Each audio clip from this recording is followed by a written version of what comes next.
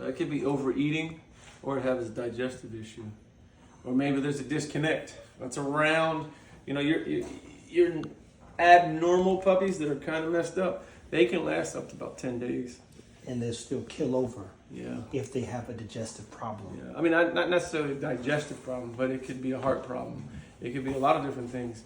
And it doesn't have to show up the day they're born.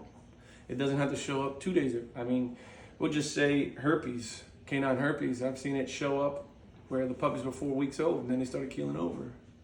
It doesn't happen immediately, you know what I mean? Mm-hmm. If you have a bad heart, I mean, the dog can last up to 6 weeks old, and when it gets to running really fast, boop, keel over. You know what I mean? So you don't never know. That's why what I do recommend to people sometimes, if you don't know what really happened, I highly recommend you get a necropsy.